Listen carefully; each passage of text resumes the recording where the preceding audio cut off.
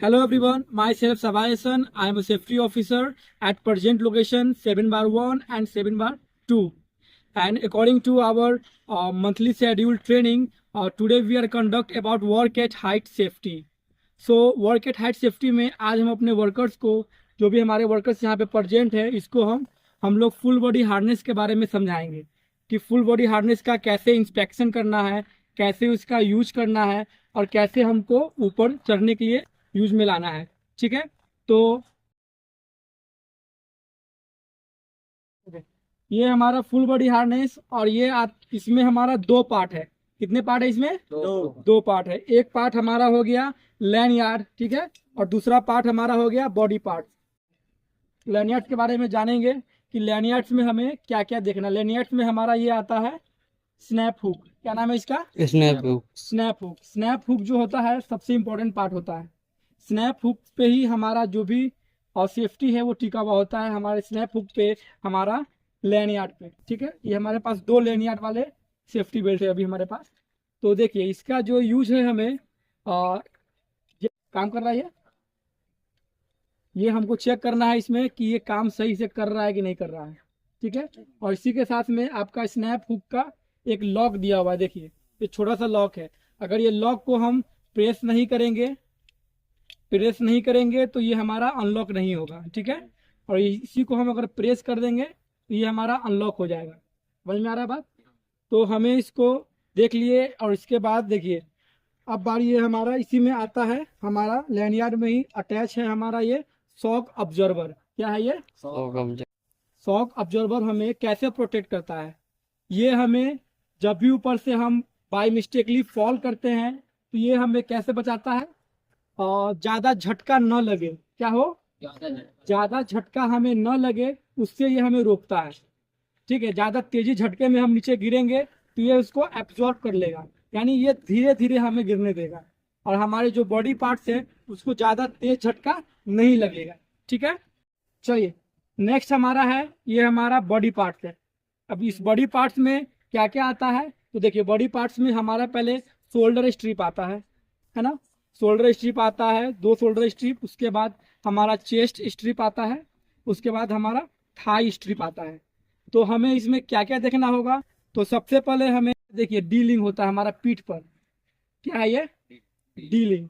तो ये हमारा पीठ पर आता है, तो इस पे हमको और हमारा सारा वजन इसी पे टिका हुआ होता है। हमारे पूरे बॉडी का जो वजन है कहाँ पे टिका होता है? डीलिंग पे टिका। ये हमारा सबसे मेन पार्ट है ये। ठीक है, और इसमें हमको बता देते हैं डीलिंग में हमें क्या देखना है। डीलिंग में हमें देखना है कि देखिए ये जैसे कि आपका डीलिंग है, इसमें जंग लगा है कि नहीं लगा है वो देखना है। अगर जंग लगा होगा तो उसको हमें यूज नहीं करना है। क्यों यूज नहीं करना है?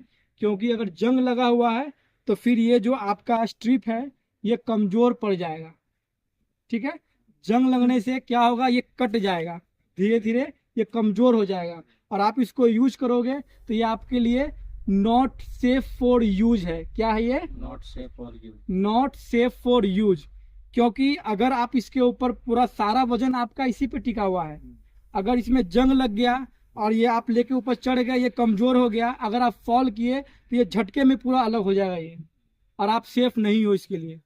ठीक है, तो उसके बाद हमें फिर उसके बाद चेक करना है जो हमारा ये चेस्ट स्ट्रिप है, उसमें चेक करना है कि इसमें भी हमारा सही से ये काम कर रहा है कि नहीं कर रहा है, इसमें जंग लगा हुआ है कि नहीं लगा हुआ है। अगर जंग लगा हुआ होगा तो हमें यूज नहीं करनी है।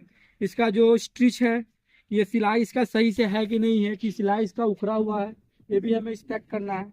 ठीक है, उसके बाद हमारा ये हो गया सब कुछ, और उसके बाद हम आते हैं प्री इंस्पेक्शन में। हमें ये भी चेक करना है कि ये सही से काम कर रहा है कि नहीं कर रहा है। ठीक है, प्री इंस्पेक्शन में हमें ये भी चेक करना है कि ये सही से काम कर रहा है कि नहीं कर रहा है। अगर ये हमारा सही से काम नहीं करेगा, जैसे इसको हम प्रेस किए और ये वापस नहीं गया, ये यहीं पर अटक गया, तो इसका मतलब ये चेंज करने की बारी है इसकी, इसको चेंज करना है। ये नॉट सेफ फॉर यूज है। ओके, इस टाइप के हम हार्नेस को, इस टाइप के मटेरियल्स को हम क्या बोलते हैं? सब स्टैंडर्ड बोलते हैं। क्या बोलते हैं? इस टाइप को हम लोग क्या बोलते हैं? सब स्टैंडर्ड। की ये स्टैंडर्ड में नहीं है, ये नॉट सेफ फॉर यूज है। ओके, तो उसके बाद ये हो गया हमारा इंस्पेक्शन। उसके बाद हम ये लैंड यार्ड में हमें देखना है कि जो भी ये हमारा लैंड यार्ड पूरा अच्छे तरीक़ा से क्लीन है कि नहीं है, कहीं से कट नहीं है, कहीं से इसका रस्सी का रोआ नहीं निकला हुआ है, कुछ भी इसमें कट फट नहीं होना चाहिए। कुछ भी होगा तो ये आपके नॉट सेफ फॉर यूज में आएगा, ऐसे हमको यूज नहीं करना है। ठीक है, और ये सब हो गया। अब हम एक बंदे को बुलाएंगे और बोलेंगे इसको पहन कर थोड़ा चेक करो। आ जाओ, आप आ जाओ भाई, आप इसको चेक, इसको पहनो, कैसे पहनोगे पहनिए इसको पहले।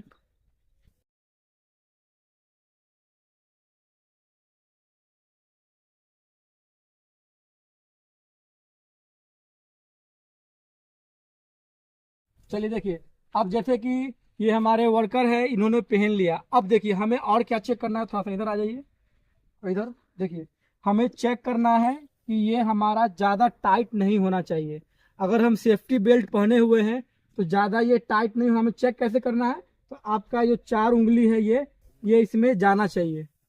ठीक है, अगर ये ज़्यादा टाइट होगा तो इससे आपको क्या नुकसान है कि अगर आप ऊपर चढ़े हुए हो और ये टाइट है, ठीक है, अगर चढ़े हुए हो ऊपर और ऊपर से आप फॉल करते हो यानी गिर जाते हो आप, ठीक है, तो उससे क्या होगा कि आपका जो बॉडी है पूरा ज़्यादा टाइट हो जाएगा, पूरा कसा जाएगा, आपका ब्लड सर्कुलेशन रुक जाएगा। जो बॉडी में ब्लड सर्कुलेशन होता है वो रुक जाता है। और अगर तेज झटके में हो, अगर और तेज झटके में हो आपका, तो क्या होगा कि आपका बोन यानी जो हड्डी है वो भी क्रैक करने की संभावना बढ़ सकती है।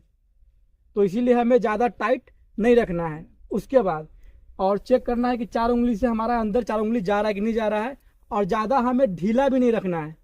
ठीक है, अब बताओ ढीला हमें क्यों नहीं रखना है। मैं बता रहा हूँ, ढीला हमें इसलिए नहीं रखना है कि अगर हम इसको ढीला रखते हैं तो ज़्यादा ढीला रहने के कारण अगर हम ऊपर से फॉल करेंगे तो हम उसके अंदर से निकल सकते हैं। बात समझ रहे हो, अगर ये ढीला रहेगा तो ऊपर से हम गिरेंगे तो हम उसके अंदर से बाहर निकल सकते हैं, हमारा सेफ्टी बेल्ट टंगा ही रह जाएगा और हम नीचे गिर जाएंगे।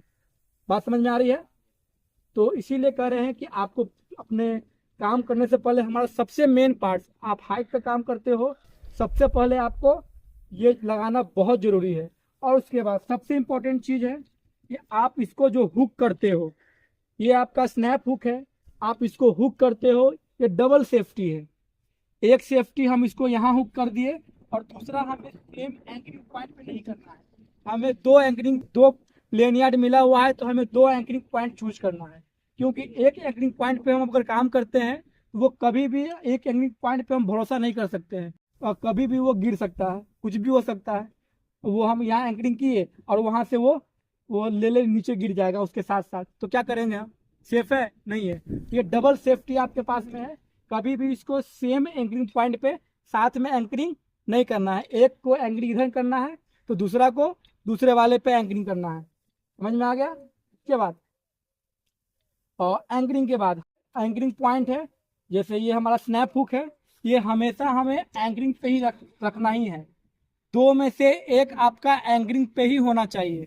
अगर आप चल रहे हो वहाँ ऊपर में टावर पे, इधर से उधर जा रहे हो, फिर भी आपके पास में एक एंकरिंग एक होना ही चाहिए। बताता हूँ कैसे। आप इसको एक जगह एंकरिंग कर दो, ठीक है, उसके बाद आप अगर उधर जा रहे हो तो इसको निकाल के पहले इसको यहाँ पे लगा दो, फिर फिर इसको उठा के यहाँ एंकरिंग कर दो, फिर आगे बढ़ो। आगे बढ़ने के बाद फिर एक को निकाल के आगे लगाओ, फिर उसके साथ साथ फिर आगे बढ़ोगे तो इसको भी एंकरिंग करो। यानी आपका एंकरिंग पॉइंट सेफ रहेगा। आपका जो एंकरिंग है वो हमेशा 100% होना चाहिए। कभी भी आपका जो बॉडी पार्ट्स है वो आपका टावर से अलग नहीं होना चाहिए। आपका एंकरिंग दोनों में से एक होना ही चाहिए एनी हाउ। अगर दोनों में से एक हटा सकते हैं मगर दूसरा बिल्कुल नहीं। ठीक है, समझ में आ गया। एक छोटी सी गलती पूरे जिंदगी को बदल सकती है। समझ में आ रहा है बात। तो इसीलिए हमें कोई भी छोटी गलती नहीं करना है। अपना जान अपने पास है, हमारी सेफ्टी हमें खुद करनी है। जब तक हम अपनी सेफ्टी को खुद नहीं करेंगे दूसरा कोई करने नहीं आएगा। ठीक है, तो एक छोटी सी गलती आपकी जान भी ले सकती है, आपकी पूरी जिंदगी बदल सकती है। ओके ओके, सेफ रहो, स्वस्थ रहो। Thank you. चलो।